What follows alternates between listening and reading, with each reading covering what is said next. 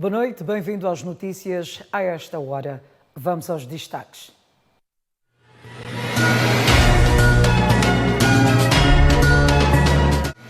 Ativista Adriano Novunga confirma que tem vindo a sofrer ameaças de morte e avisa que não irá ceder a intimidações. Pesquisa coloca Moçambique na lista dos 10 países menos democráticos do mundo. 2 assaltantes à mão armada escapam pena de 17 anos de prisão em Inhambane.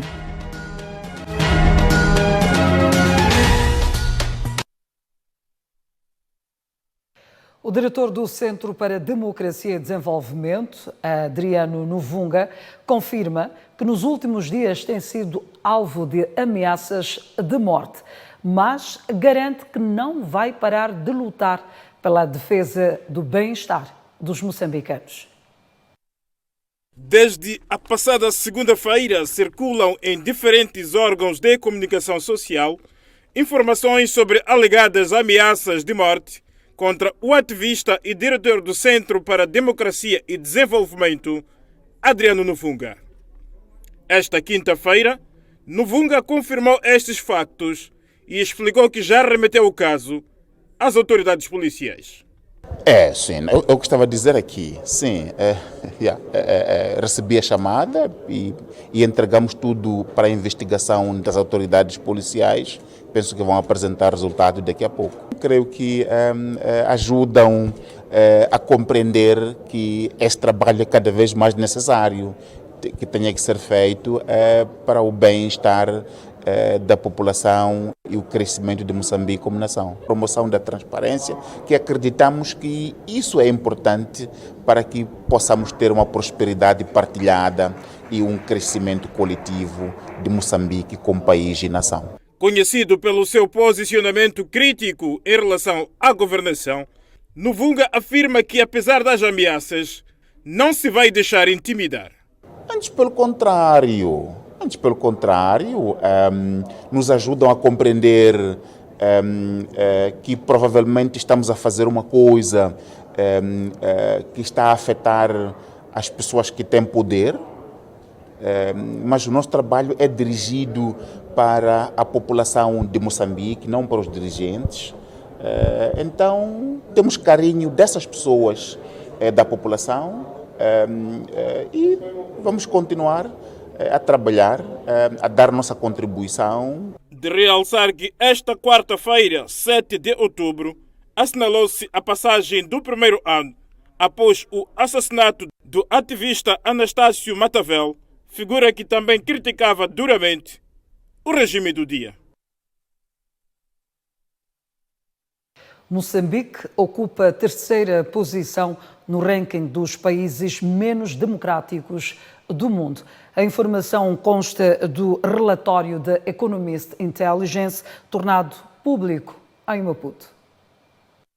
Durante a apresentação do relatório, a representante da Oxfam Moçambique referiu que, por vários motivos, a imagem do país no que respeita à democracia não é das melhores, ocupando neste momento a 3ª posição numa lista de 10 países menos democráticos do mundo. Ou seja, o país é considerado autoritário. Freedom in the World, para o ano de 2019, classificou Moçambique como parcialmente livre. E numa escala de 0 a 100 pontos, o país somou apenas 45 pontos. E numa escala de 0 a 10 pontos, o país consegue apenas 3,65 pontos, o que é preocupante. A violação dos direitos humanos, corrupção, perseguição e assassinato de figuras que se manifestam contra algumas posições do governo e as sucessivas guerras de desestabilização são alguns dos principais fatores que tornam Moçambique um regime autoritário. Vivemos um clima de pânico, intimidação e expressão das vozes que, ao se expressar e divulgar a verdade, os alvos são as vozes que, de certo modo, criticam o regime. Ataques físicos a pessoas ou organizações de sociedade civil consideradas críticas para o governo e forte controle do espaço de diálogo. Refira-se que durante a apresentação do relatório foi igualmente lançada a Rede Nacional dos Defensores dos Direitos Humanos. O governo diz que ainda não conseguiu arrecadar os 700 milhões de dólares necessários para travar a propagação da Covid-19 no país, a situação que pode afetar negativamente a implementação da estratégia de prevenção da doença no país. O porta-voz do Fórum de Monitoria e Orçamento, Adriano Novunga, diz que o governo não pode apegar-se à insuficiência de fundos como justificativa do falhanço da estratégia governamental de prevenção da doença devido à inexistência de um plano concreto para travar a propagação, que ronda a média de 143 casos o dia. Que se compararmos o envelope de dinheiro que o governo teve consigo e os resultados no terreno, que são os números da Covid, claramente que falhou. O dinheiro era para prevenir a propagação da Covid. Quando o governo recebeu o dinheiro, não havia contaminação na comunidade. Mas hoje há contaminação comunitária da Covid. Então se pode dizer claramente que a estratégia até hoje falhou. E nós dissemos por quê? Falhou porque não priorizou as famílias para poderem ficar em casa. O dinheiro que recebeu poderia ter dado um saquete de arroz, um saquete de feijão, um pouco de mandioca para as pessoas ficarem em casa, para não saírem. Mas tudo disse fica em casa, não deu nada e isso resultou que as pessoas tivessem que sair e se contaminar e também contaminarem outras pessoas, porque ninguém ficaria com fome. Já o representante do Ministério da Economia e Finanças, Alfredo Mutomben, reconhece que a demanda pode superar os fundos disponíveis, o que poderá exigir mais investimentos para reduzir a propagação. Os desembolsos andam até agora cerca de 458 milhões. Quer dizer que ainda não chegamos aos 700 milhões de dólares que foi as necessidades levantadas pelo governo. Então é preciso fazer uma distinção aqui muito importante. Uma coisa é o que o parceiro promete que vai dar e outra coisa é o desembolso que o parceiro faz em tempo útil para o governo fazer uso desse desembolso para fazer face à pandemia de Covid. Vimos que a demanda a essa linha de crédito ultrapassou bastante o valor que foi colocado, que foram cerca de 15 milhões de dólares. Então, dependendo de cada uma dessas situações, pode ser que a necessidade seja um pouco mais. Novunga sublinha que não há transparência na gestão de fundos usados e disponíveis nos cofres do governo. Por isso, exige redefinição dos critérios de gestão. Transparência como tal não se pode dizer que há. E a razão por que estamos aqui é justamente para melhorarmos esses níveis de transparência. Os números da Covid estão a crescer dia após dia, mas neste momento há duas questões importantes que nos preocupam. A primeira é a própria resposta do governo à Covid. Essa resposta não é satisfatória. Os números do Covid, desde o dia em que começou a intervenção e hoje, estão a disparar e na cidade de Maputo, e isso, como já dissemos em muitas ocasiões, tem que ver com a forma como o governo respondeu à questão da Covid. Já o diretor nacional de abastecimento de água e saneamento, Nilton Trindade, assegura que das 161 escolas a serem intervencionadas, apenas 122 é que estão em curso. 122 escolas estão sendo intervencionadas com sistemas de raiz, portanto estamos a falar de sanitários e de serviços de abastecimento de água. Entretanto, simultaneamente, portanto, temos algumas escolas que estão a ser reabilitadas. Refira-se que as constatações foram levantadas esta quinta-feira em Maputo, no decurso de uma conferência sob o lema Resposta à Covid-19 com contas certas. Ainda no âmbito da Covid-19, o setor da saúde diz que ainda há mais de 2.000 camas, neste caso para o internamento de doentes que padecem da Covid-19, o que contraria o posicionamento do Presidente da República, que há dias garantiu não haver camas e ventiladores para atender a novos casos graves.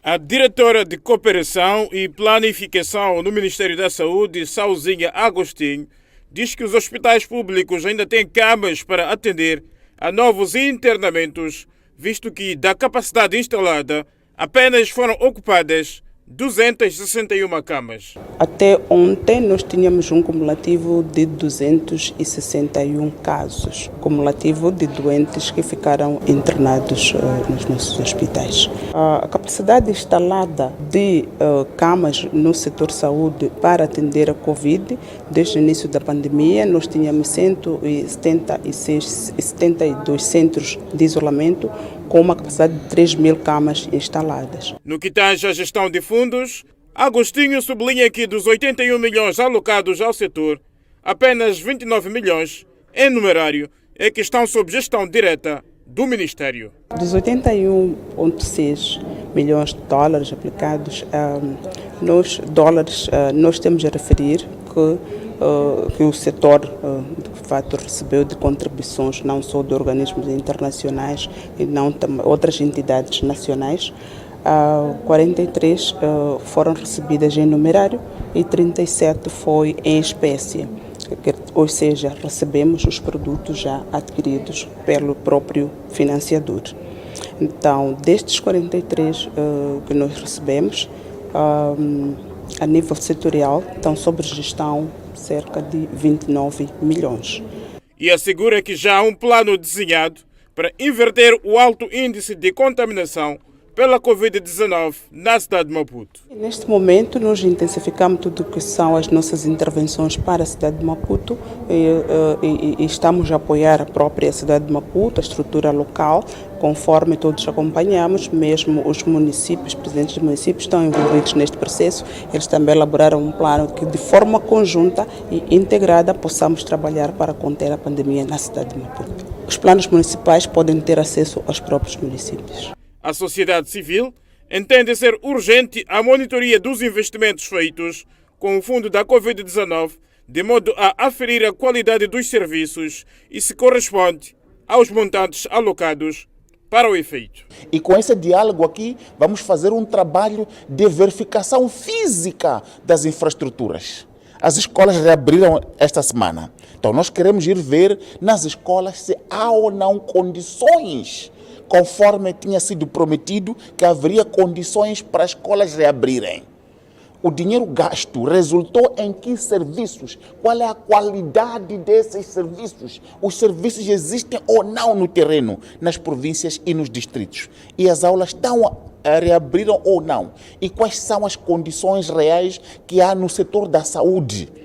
O dinheiro gasto resultou em que infraestruturas e serviços para atender às situações da Covid? A sociedade civil defende a prestação de contas como principal caminho para evitar o uso indevido dos fundos da Covid-19. Seguimos com outras notícias. Membros do AMUS contestam a liderança de Mário Albino e denunciam supostas perseguições e intimidações dentro do partido. O atrito entre o presidente e o fundador do partido AMUS ficou público quando, na semana passada, parte dos apoiantes de Mário Albino espancaram o fundador desta agremiação política, Francisco Jamal, e o cabeça de lista das eleições passadas durante uma reunião realizada na zona do Marrere, que tinha como objetivo a destituição de Mário Albino na liderança do partido AMUS. Por este fazer, esta agremiação de sua propriedade, disse Francisco Jamal, para além de assediar sexualmente, Mário Albino é acusado de estar a desviar fundos do partido AMUS, disse o número 2, por sinal, o cabeça de lista das eleições passadas. São membros do partido, só que foram, vamos embora, foram o quê? Foram telecomandados. Com quem? dizia ele, com o senhor Mário Albino e o senhor Hermínio Somalé, o secretário-geral, o presidente do partido e o secretário-geral. Mas confirma a explicação, o mandato de Mário Albino? Confirmo porque, nessa altura, o senhor Mário Albino, mais quando estávamos na polícia ali, São Faina, o senhor Mário Albino ligou ao comandante do posto lá, e o comandante a dizer que a tentar fazer o quê? A abafar o assunto, e o chefe do posto disse não, nós aqui não estamos a tratar assuntos do partido, estamos a tratar assuntos do crime. Para dizer que a saúde no partido da MUSI não é das melhores. Existe uma crise interna, uma crise que apareceu, que nasceu desde neste período de 5 anos. É assim, o que nós conhecemos de um líder é que um líder deve seguir assuntos que venham a alavancar o partido. Agora, para ele não quer conselhos dos membros, ele normalmente é um líder autocrático. Então, nós dizermos que ele vai sair ou não vai sair vai depender de aqueles crimes que ele andou a cometer lá. Então, são os crimes mesmo que vão determinar a saída ou ainda para manter. Quais são os crimes, por exemplo, relevantes? Aqui estamos a falar da arrogância, estamos a falar de amantismo no partido, estamos a falar de elitismo, estamos a falar de falta de transparência, estamos a falar da autocracia, estamos a falar de egoísmo, estamos a falar de ameaça à morte, estamos a falar de ameaça à prisão, quer dizer, tudo aquilo que ele está a fazer. Então, que constitui crimes indesculpáveis para ele.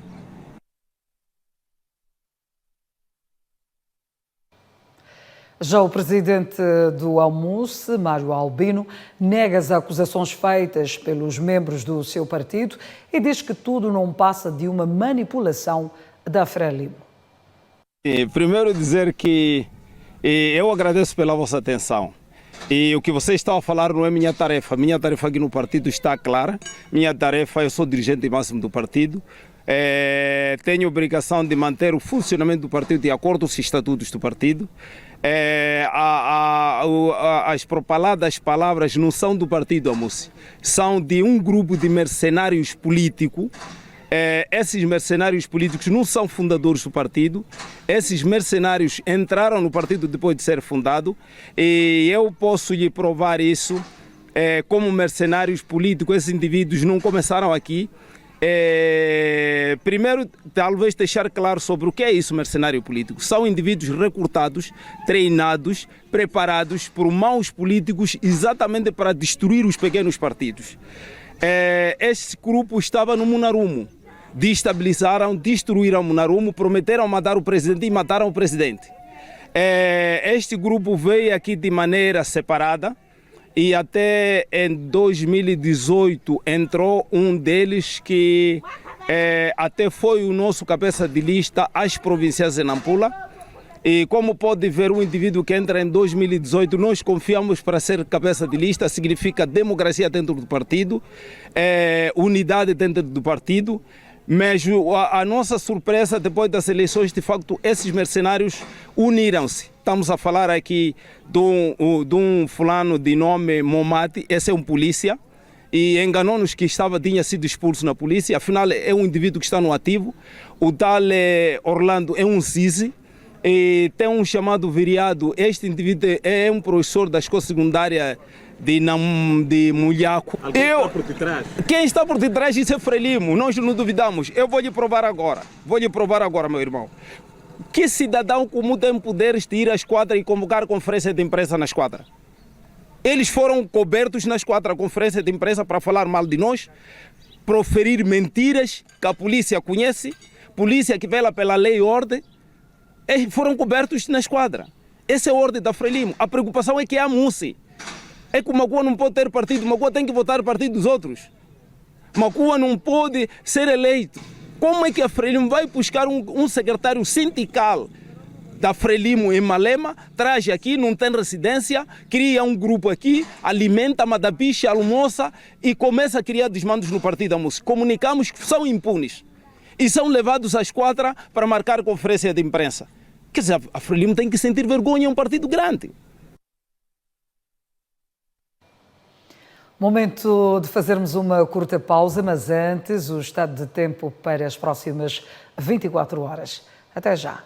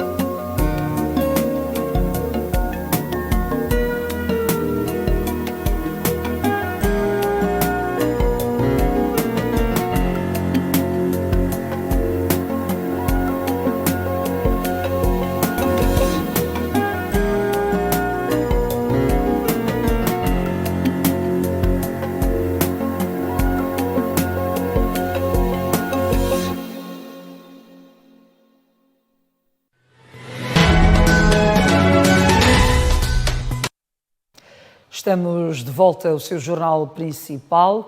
2 assaltantes escapam pena de 17 anos de prisão na província de Inhambane. Saiba como na reportagem a seguir. Os 2 homens com recurso a uma pistola teriam roubado uma viatura pertencente a um transportador de passageiros no distrito de Vilanculo. Crime ocorrido em abril deste ano. Para lograr seus objetivos, os réus fizeram-se passar por passageiros. Mandaram parar o carro, amarraram o proprietário, 2 passageiros que estavam a bordo e deixaram numa mata a uma distância de 100 metros da Estrada Nacional número 1. Fatos arrolados pelo Ministério Público e provados em sede da 2ª Secção Criminal do Tribunal Judicial da província de Inhambane. Em princípio, os 2 réus tinham sido condenados a pena de 17 anos de prisão cada. E o coletivo de juízes decidiu atenuar extraordinariamente. Sendo os coarguidos delinquentes primários, ao abrigo do artigo 102, número 1, a linha A, do Código Penal, considerando o valor das circunstâncias atenuantes a favor dos réus, o contexto sociocultural, a pena de prisão concreta vai atenuada extraordinariamente nos termos da linha A do artigo 119 do Código Penal, pelo menos grave, sendo a pena de 7 anos de prisão maior para o Salvador Gabriel Bila e Mateus Lucas Nhachal para a pena de 8 anos de prisão maior. Os arguidos vão solidariamente condenados ao pagamento de 30 mil meticais por perdas e danos patrimoniais e não patrimoniais a favor da vítima nos termos do artigo 34 do Código de Processo Penal. O juiz da causa, David Foloco, explica que outro fator que pesou para que o coletivo da 2ª Secção Criminal atenuasse a pena prende-se com o sentimento humano demonstrado pelos réus contra a vítima no ato de roubo da viatura. O Tribunal, considerando que no tempo da prática da infração teve uma intervenção relativamente positiva, no sentido de defender que a vítima não fosse morta por arma, recordando que é pai de filhos. O Tribunal ponderou atenuar extraordinariamente a pena de prisão, portanto, para uma pena mais branda em relação àquela que lhe convinha. Devia ter sido condenado a pena de prisão de 20 a 24 anos. E considerando que também, primeira vez, vai colaborar com o Tribunal no sentido de nunca mais voltar a cometer crimes. E atento também ao comportamento que manifestaram de arrependimento diante do Tribunal, isso contribuiu muito para a ponderação da pena. Espero que não voltem mais a aparecer nesta casa como réus. Para além dos condenados, no processo crime estavam ainda arrolados outros 2 comparsas em parte incerta e foram julgados à revelia. A viatura que tinha sido roubada é da marca Toyota modelo Quantum.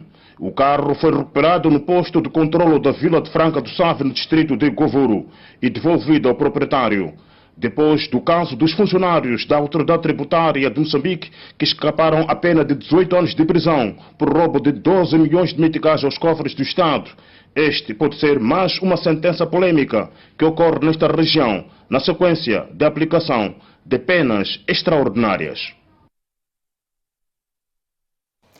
E a vítima da ação dos 2 assaltantes à mão armada não concorda com a sentença proferida. Venâncio Macita é transportador semicoletivo de passageiros que explora a rota Machixe, cidade de Vilanculo. Foi a vítima da tentativa de roubo da sua viatura da marca Toyota modelo Quantum. Macita conta como tudo aconteceu. Quando levaram, entraram o Gideon do lado do passageiro ao meu lado, tirou a arma, disse para eu dormir. Eu tentei, queria fugir, viu que eu queria fugir. Me puxou, me deitou atrás com outros passageiros 2 que nós estavam atrás, amarraram as pernas e braços atrás. Então, quando desviaram o carro à zona de norte. Depois daquilo ali, chegaram antes de Pambara, tiraram-nos carros, cerca de 100 metros da estrada, amarraram-nos no mato. Com passageiros também? Como passageiros. E depois nos bateram, nós os 3, nos bateram aqui na cabeça e aqui. Nós todos fomos aleijados aqui. Bateram com o quê? Com a arma, coronharam com a arma. Okay. Sim. Depois daí é quando saíram, entraram num carro e foram. Depois de antes de 10 minutos eu desmachei. Antes de 10 minutos eu desmachei. Quando eu desmachei, tentei desmachar os outros. Saímos, fomos à direção de Pambara, uns 2 quilômetros, andamos a pé, descalços, não tínhamos sapatos. Para além da viatura, Venâncio Macita conta ainda que os bandidos, ora condenados, levaram consigo dinheiro num valor superior de 5.000 meticais. Quanto à sentença extraordinária aplicada aos rios, Macita diz não estar satisfeito e justifica. Porque uma pessoa quando trabalha com ele, os movimentos do colega você vê, mas o problema, se eles acharam que era 7 a 8 meses, uma pessoa que tinha arma, acho que para mim, não sei, para mim, não sei se isso aí foi real ou o quê. Eu não concordo com a decisão. Eu não concordei porque uma pessoa, principalmente a arma, e a arma da África Sul aqui. Na África Sul também talvez matou pessoas, porque ele não tem documento da África Sul. Não tem documento da África Sul. Talvez matou muitas pessoas com aquela arma. Como é que é possível dar 7, 8 anos uma pessoa que tem arma? Uma pessoa que estava a agredir pessoas com faca vai ter maior do que aquilo ali. Eu não sei. Talvez como eu não trabalho no tribunal. Por outro lado, Venâncio Macita pondera ativar o seu advogado de defesa para interpor recurso à sentença proferida pela 2ª Secção Criminal do Tribunal Judicial da província de Inhambane. Detidos 4 indivíduos acusados de venda e consumo de cannabis sativa na cidade de Maputo. Segundo informações avançadas pelo Serviço Nacional de Investigação Criminal, os focos de venda e consumo de cannabis sativa foram desmantelados esta quarta-feira. Em conversa com a nossa equipa de reportagem, um dos indiciados assumiu ser consumidor de suruma e diz recebê-la de amigos dos bairros da Mafalala e Machaquene. Eu fumo, não faz mal a ninguém. Só estou a fumar, porque é vício, é medicamento para mim, porque relaxo, fumo, ganho Como é que apanha a droga que fuma? Como droga se vende aqui na cidade de Maputo, muitos. As pessoas que me trazem, trazem de Mafalara ou Machaquene ou Quem são essas pessoas? São amigos, os senhores assim, são senhores que às vezes me ajudam. Juntamente com o entrevistado, foi detido o seu sobrinho, acusado de vender drogas. Entretanto, o mesmo distancia-se das acusações. Encontraram uma suruma no quarto do meu tio. Sim, o tio é que consome a suruma. Então encontraram no quarto dele, porque tipo, ele é um antigo combatente, né? Então tem aqueles torces, pernas, que uma pessoa que não fala. Então quando fuma, ele consegue dormir. Já esta acusada revela ser reincidente, entretanto garante que desta vez foi detida injustamente. Chegou a polícia ontem, encontraram quando eu estava a tirar prato para lavar. Então começou a entrar dentro, vasculhar, não encontraram nada. Foi comigo lá atrás, disse que leva lá pão para cavar aqui, porque senão talvez tem suruma aqui em casa. Levou pão, começou a cavar, não encontraram nada. No grupo dos detidos está esta mulher que diz-se inocente, alegando ter sido colhida de surpresa pela polícia na sua residência. Estou aqui porque chegou na minha casa a polícia, começaram a vasculhar na minha casa, toda a casa mesmo, não encontrou nada. Já o porta-voz do Serviço Nacional de Investigação Criminal ao nível da cidade de Maputo, Hilário Lole, diz que as neutralizações foram possíveis graças à denúncia de populares. Foram neutralizados na madrugada do dia 7, ontem. Isso deviu-se a um trabalho de investigação criminal após denúncias feitas por populares, já quando da realização das reuniões Cernic e Comunidade. Este trabalho foi o fruto de uma investigação, de um trabalho informativo, investigativo. Os indiciados estão encarcerados na 14ª Esquadra da PRM ao nível da cidade de Maputo. Da cidade de Maputo, rumamos a Chimoio, onde 2 indivíduos encontram-se detidos, acusados de roubo de eletrodomésticos. São jovens com a retoma das aulas, deviam estar numa sala de aula, mas desta vez foi o contrário. Estão nas celas da 1ª Esquadra. Na sua posse há vários bens supostamente roubados em várias residências da cidade do Planalto. Um confirma e o outro nega estar envolvido. Numa madrugada nós saímos, fomos partir a casa e vandalizamos. Levamos aquelas coisas que estavam aí. Eu não vou mentir. Esse jovem aí, ele é na zona, mas eu nunca briguei com esse jovem. Ontem eu estive com o meu cunhado para ir recuperar o que manda da mãe em casa de um senhor, com o meu pai também. Mas eu nunca briguei com esse jovem. Nunca briguei com esse jovem. Só eu. Como é que ele vai? Nunca briguei com esse jovem. Este disse que com a venda dos produtos esperava adquirir droga para consumo. Chega mesmo a revelar que já esteve internado por causa do consumo excessivo da droga. Fuma, né? Fuma muito. Fuma. Eu fumava, só caí. Caí, depois daí eu me tornei doente. Fumavas que tipo de droga? Maconha. Para a polícia, o destino destes é claro. Serão apresentados em instâncias judiciárias para que de lá se prove ou não o seu envolvimento em atos criminais. São com casos de roubo em residências.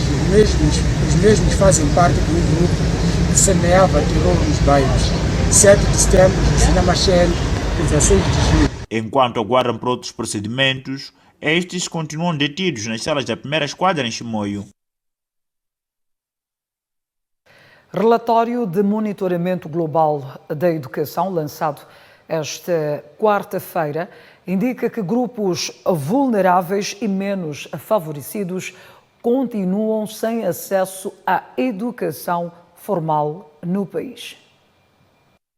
Estima-se que cerca de 15% da população mundial é deficiente e deste universo, Moçambique tem 2,7% de pessoas nesta situação. Diante desta situação, o governo, através do Ministério da Educação e Desenvolvimento Humano, está a investir na capacitação de professores para lidar com alunos com necessidades especiais. É um desafio do nosso governo e no âmbito da educação inclusiva nós estamos a fazer e vamos aprimorar as formações nos nossos institutos de formação, capacitações aos nossos professores primários, no sentido a que os professores tenham também em mente essa questão de atendimento personalizado às nossas crianças. No momento em que o mundo se depara com a pandemia da Covid-19, a Unesco entende que este é, sem dúvida, o grande desafio para o desenvolvimento sustentável do país. Gostaria de mencionar os desafios importantes que tem o país agora, como todos os países do mundo, ademais dos problemas do desenvolvimento, dos desafios do desenvolvimento sustentável, temos Covid. E a maneira mais importante de lutar contra o Covid é de continuar a buscar a aceleração do desenvolvimento sustentável. Por sua vez, a ministra do Gênero e Criança referiu que é importante que a rapariga e pessoas com deficiência deixem de ser o rosto da pobreza no país. Nós vamos, como setor, continuar a interagir de perto com a educação e desenvolvimento humano. Disseram aqui alguns oradores, infelizmente temos que concordar, mas a cara da pobreza, da vulnerabilidade no nosso país tem que deixar de existir e temos que lutar para que não seja a nossa rapariga, a nossa deficiente, que está na capa deste chavão de pobreza no nosso país. Segundo o relatório lançado em Maputo, em Moçambique, centenas de crianças e deficientes não têm acesso à educação. O mercado bancário nacional passa a contar com um novo banco. Trata-se do Access Bank, instituição bancária que já tem 46 milhões de clientes em todo o mundo. No coração da cidade de Maputo, nasce este edifício moderno, imponente, com características singulares que refletem a intenção do grupo Access Bank para o país. Os objetivos do Access são ser um banco universal em Moçambique, portanto, servir todos os segmentos de mercado, desde as maiores empresas ao cliente individual, em todos os segmentos. Portanto, o objetivo é sermos um banco que consiga servir todas as pessoas e todas as empresas em Moçambique. O administrador delegado do Access Bank Moçambique, Marco Abauroado, justifica a escolha do mercado moçambicano. Em primeiro lugar, porque Moçambique apresenta-se hoje como um país único, quer seja pelos megaprojetos que estão em toda a componente de gás a desenvolver neste momento no país, quer seja pelas perspectivas grandes de crescimento que vamos ter. Portanto, pareceu-nos sensato, numa nova fase de expansão em que queremos entrar também nos países da SADC, entrarmos em primeiro lugar em Moçambique, que acreditamos que é um mercado com muito potencial e é um país que vai ter muito desenvolvimento. Porque o país é extenso e há desafios na bancarização, o grupo está igualmente atento à inclusão financeira do país. Ainda nos falta chegar mais longe. Nós, conhecendo o nosso país, sabemos que mesmo dentro dos distritos, às vezes estamos a 40, 50 quilómetros da agência mais próxima. Portanto, e o segredo aqui, e aí é que penso que podemos trazer aquilo que foi a nossa experiência de bancarização noutros países, o que é necessário é nós criarmos aqui uma rede de agentes bancários, uma rede de pontos de interação financeiros que permitam aos nossos clientes usar todos os produtos e serviços bancários sem terem de fazer estes 40, 50 quilómetros para se deslocar. É bom lembrarmos que nós ainda temos um número reduzido de agências bancárias face à população. Não podemos esperar que nos próximos 5 anos consigamos duplicar, triplicar, quadriplicar as agências, para ter cada agência pelo menos a 10, 15 quilómetros de todas as áreas. Infelizmente não o conseguimos fazer. Então temos aí sim usar as novas tecnologias, usar a interoperabilidade que hoje existe entre as carteiras móveis e os bancos, criar uma rede de agentes efetiva que permita à população no distrito e em zonas de pontas dos distritos conseguir abrir uma conta, conseguir pedir um cartão bancário, conseguir ter um POS para fazer o pagamento, conseguir pagar pelo telemóvel. Este é o grande segredo, que não é do banco, mas da banca, para conseguirmos o mais rapidamente possível bancarizar a população. O grupo Access Bank opera através de uma rede de mais de 600 balcões. Presente em 3 continentes, detém 22 bilhões de dólares de ativos totais. Mais uma curta pausa no seu jornal principal, mas antes, o câmbio do dia. Até já.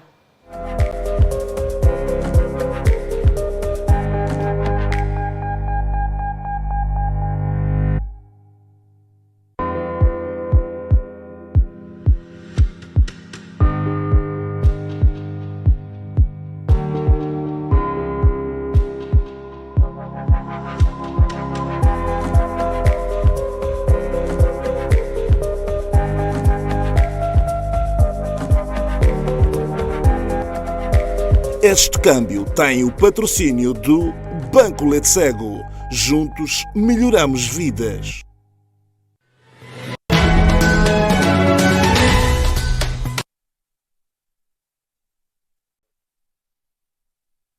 Saiba que a Casa Cultural na Zambésia precisa de 5 milhões de meticais para a reabilitação. A informação foi avançada esta quarta-feira pelo Diretor Provincial da Cultura e Turismo.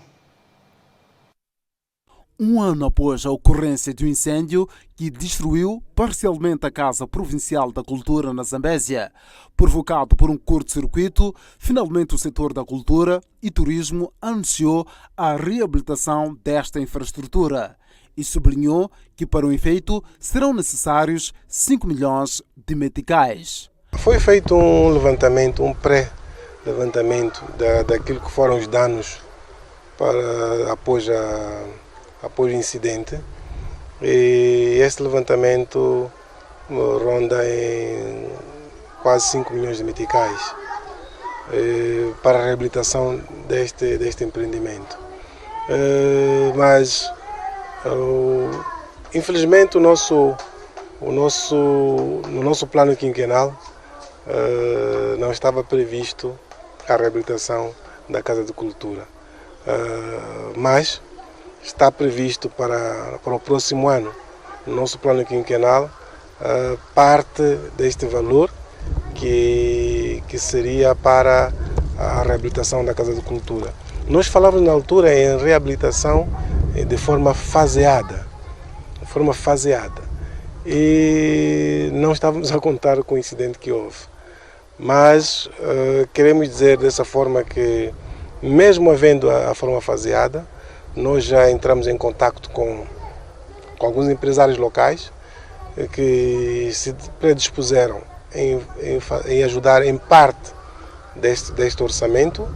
Ali Abubakar, Diretor Provincial da Cultura e Turismo na Zambésia, garante que o setor está a mobilizar fundos para acelerar a reabilitação da infraestrutura. Até o momento, como eu falei, os empresários nos garantiram quase que 50% deste valor para nos poderem apoiar nisso, e nós, como governo, também temos parte desse valor para poder fazer a cobertura.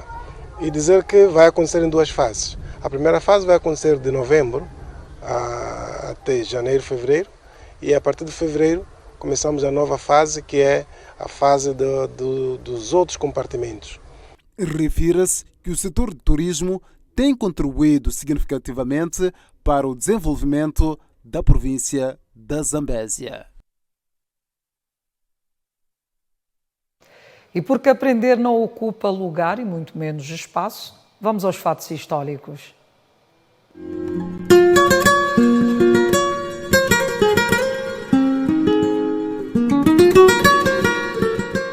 Em 1945, é formado o Movimento de Unidade Democrática de oposição ao regime de Antônio de Oliveira Salazar.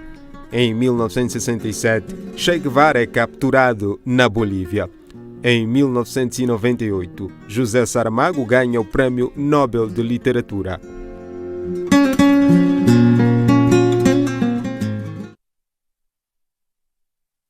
Por hoje é tudo no seu jornal principal. Grata pela atenção dispensada. Até amanhã.